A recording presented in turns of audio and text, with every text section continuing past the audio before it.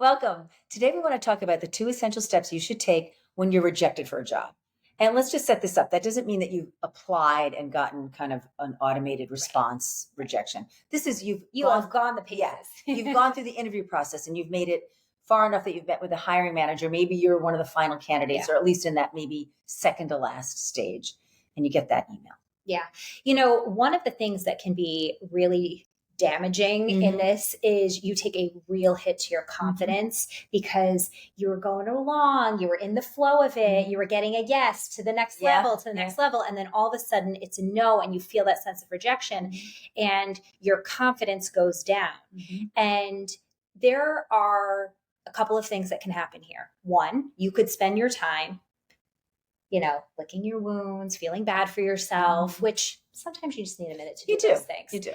However, it also is my understanding from working with so many women when it comes to building your confidence through this process, that confidence comes from action. Mhm. What can I do? That's going to actually make you feel better. Mhm. That's going to keep you from that rabbit hole that's telling you there's not enough jobs out there. I'm too old. I didn't do this well enough. I'm never going to measure up. And that's really the piece Yes. that's most damaging, I think, because you start assuming things Yes. about why you didn't get advanced. And you may never get this information, but it could just be that I went through this whole process and I loved you as a candidate, but I had to hire Kelly because she's my boss's niece. I mean, Yes. they're not going to tell you that. But the action of getting some good information and not It's gonna allowing make you feel better. Mhm. It's Yep. really going to make you feel better. It's like it's the antidote to that hit that you just took to your Your confidence. Exactly. Mhm. And it also can perhaps give you some insight into how you can do better next time. So Right. just 2 simple steps. The first one is find out why. Right. Why didn't you get the job? Very few people ever ask that question. Yes. It's the most logical question. Well, I think when we experience rejection, we want to go run and hide and Mhm. not have to deal with that anymore. But really getting educated about what went on Yes. is going to make you feel more powerful in this Yeah. process. And you may not find out, but here's how to do it. You're going to reach out to the hiring manager and the recruiter. Ideally, you want to have a conversation with the hiring manager, because the recruiter doesn't have the authority they may give you an offer, but they don't have the authority to hire you. The recruiter is not making a decision as to whether or not you're on my team. I am making that decision. So we recommend that you initiate an email to the hiring manager and the recruiter and say, I would love to get some information. I'd love to have a quick phone call with you just to discuss how I might have performed better on the interview. Right. Or to get some even more brief. I'd love to set up a quick phone call to talk about my interview. Right? Just Action. that. Now, the chances that they're going to give you time for a call are probably pretty slim. Let's be realistic. But at least you make that ask. Then if the request for the phone call doesn't come through, you can then create an email with those specific questions and ask for that feedback. Exactly. And it's simple questions like, can you tell me where I fell short? Or alternatively, can you tell me what the final candidate had, what skills or experiences they brought that I didn't? That's a really important thing to know. So that's more about you as a candidate. Then there's the question about you as an interviewer. Right. Can you give me some feedback on my interview that might help me perform better in future interviews? And then the third piece is keeping in mind that this isn't the only job that this company is going to be hiring for. There will be hundreds of more jobs, dozens at least.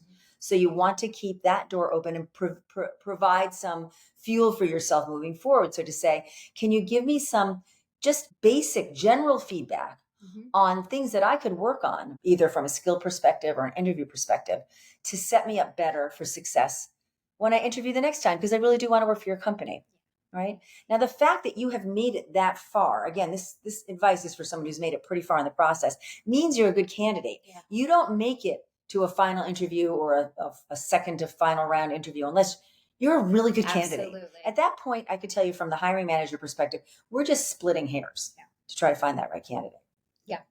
And so in order to be able to keep that conversation going, you want to do number 2. This is stay in contact with that recruiter. So remembering that there are other jobs, there may not be a lot of jobs with that hiring manager, but that recruiter has his or her tentacles connected to many other managers. So let's say if this plays out beautifully, you've gotten the information, you've thanked them for the information, then you write back to the recruiter only to say, Kelly, I really enjoy the process. I am more encouraged about working for this company, more Right. motivated to work for this organization after having met everybody on the team. I'd love to stay in connection with you and check in every couple of months to let you know where I am, and perhaps you can keep me in mind if other jobs are coming up. So we had a student, and you just reminded me of her, Aurora, who maybe 7 years ago was pivoting from having been working in FP&C and like accounting into data science. So she'd gotten some certificates, really wanted to get into a program, a big data science team. And she had chosen Amazon, AWS as her dream employer.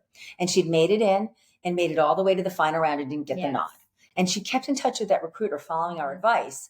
Just every couple of months, hey, Kelly, want to let you know what I'm up to. Hey, I see this is going on at AWS. And the recruiter wasn't necessarily even responding. Right. But Aurora was reaching out, keeping her posted, not making any demands.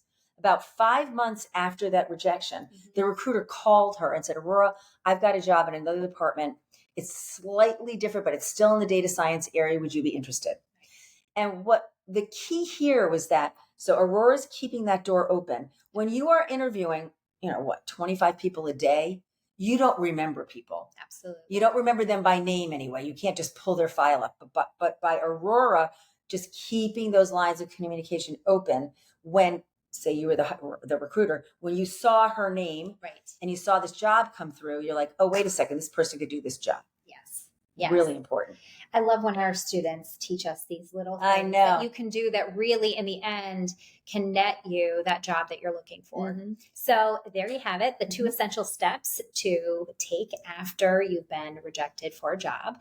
If you like what you heard today, you can like and subscribe, and you can also visit us and learn about all of our programming, and there's tons of freebies at our website, which is www.preparetolaunchu.com. Thanks.